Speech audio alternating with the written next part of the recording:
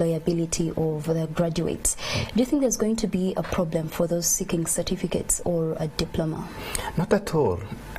Since 2010, the government has prepared the technical colleges and upgraded their facilities. All the 5 Uganda Technical Colleges, that is UTC Bushenyi, UTC Elgon, UTC Kichwamba, UTC Kyambogo, and UTC Lira, have been upgraded. Their facilities can take on the numbers that public universities were taking on for diploma programs.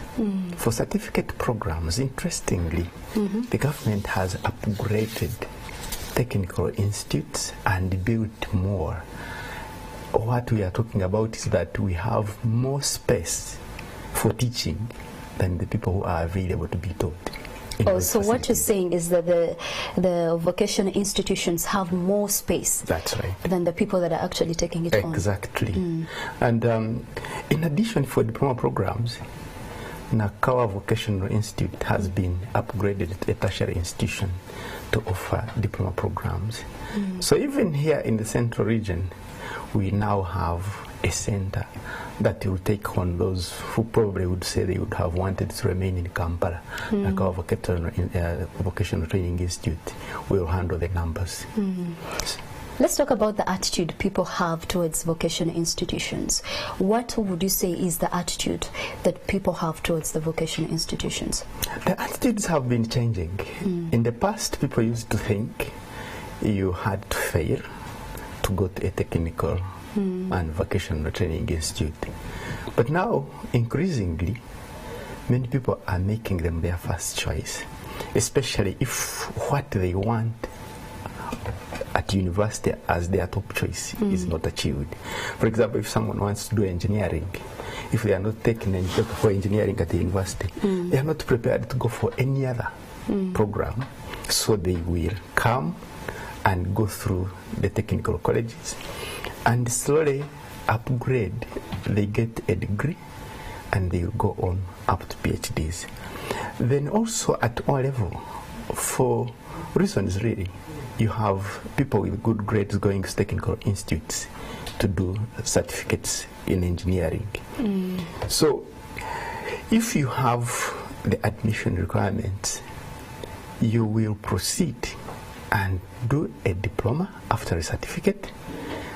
If you perform well, you can proceed and do a degree and so forth until the limit is the doctoral degrees.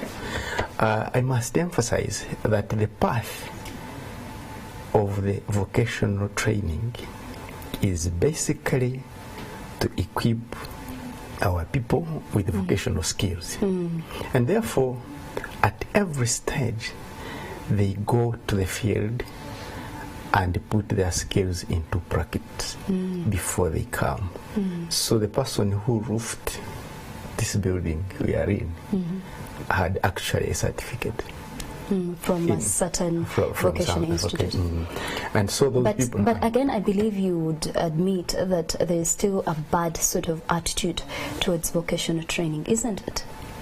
Well, yeah, that attitude could be there, but like I've told you, it's much better now than it was some 10 years ago, some 5 years ago. And you will find that, Sandra, at the moment, we are overwhelmed by numbers who want to join our institutions. So incidentally, those we have left out are very many, basically because we want to teach quality, to make sure that the facilities, we don't have a run on our facilities. But slowly by slowly, we will have probably the levels that are there in countries like Germany, like Japan, where going for vocational education is the thing everyone will be thinking about. And once the employers also realize that these are the people we need in industry, then you will find their remuneration being higher. I will tell you, I studied from Dublin in Ireland, and a bricklayer earns about 5 times than a graduate engineer. So you find someone there wants to be an engineer for prestige, but for purposes of earning money, they are already earning enough. So the attitudes are changing, and people are coming in big numbers. Let's stay with vocational institutions. What privilege does one get when they go to a vocational institute compared to when they go to a university to get a degree? Skills. Skills is number one. Universities, the skills they give are basically related to high levels of knowledge. Okay. In short, the university graduates are trained for high-level design and supervision systems, which is what is required, because without thinkers, those who are putting their hands to work will not have us to work on, because we must have thinkers, but fewer. Then you have these people at the lower level having what we call hands-on. They are the ones who put the brick to this building. They are the ones who put the roof on top. They are the ones who wire. So getting those skills itself is a very, very big incentive. But otherwise, we wouldn't go to monetary or other incentives, because when you think about that one, then the education has gone quite low. Let's take it more personal. If you had a child, I believe you do have some, would you take them to vocational institutions or to universities? My first choice, I want my child to be an engineer like me. Okay. I want them to apply to go and do engineering at the university. If they can't do engineering at the university, I'm not going to take them for anything else. I'll take them to a vocational institution so that they can get their skills and proceed, and they will become engineers. So in your view, it is important for someone to first go to a vocational institute and later upgrade to a university degree? It's much better. Those are the engineers whom you find are all round. Interesting. And maybe, do you think as the country we need to concentrate more on vocational institutions than universities? Because if you're to look at the countries that have had rapid economic growth, like China and Germany, you can clearly see they've concentrated a lot, like you already mentioned, on vocational institutions. So you must balance both, Sandra. Okay. Because you can't do away with universities. They are very, very important. That's where the knowledge is generated. That is where research is done.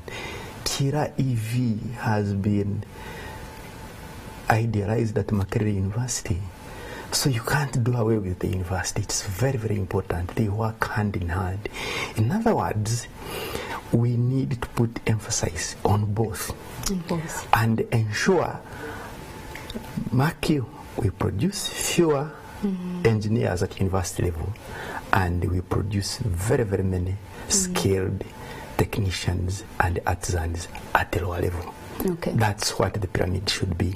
So universities research is very important, and it's done at universities. So you can't do away with universities. We have to balance both. And maybe finally, as a former lecturer at Kyambogo University, what would you say, in your opinion, how does the future of degree awarding universities look like? How does the future look like for these universities? Oh, great. Bright. Yeah, because for the degree awarding universities, or for the because I'm basically asking for the degree awarding universities, not the diploma ones. That's right. Like you have talked of Makerere having left the diplomas. You have talked of Kyambogo having left the diplomas. Look at it this way: they are going to concentrate on their core mandate of generating knowledge, and which is very important. The future is bright there. And the managers of the universities now in Uganda, if you look at them, and particularly the engineering faculties and schools and colleges, they are well knowledgeable people. And I can assure you, let the trend remain, improving like that, 10 years to come, Sandra, give me a call. Okay. You will find things are wonderful. Wonderful. Thank you so much for coming to our studios tonight and giving us your thoughts on this important subject. Thank you, Sandra. There you heard it from an expert who clearly mentioned that it is important to balance the two, both the vocational institutions and the degree awarding universities. So it is important for us to keep both, and you can choose where you want to start. That was it in Talk of the Nation. Keep it NTV Weekend Edition.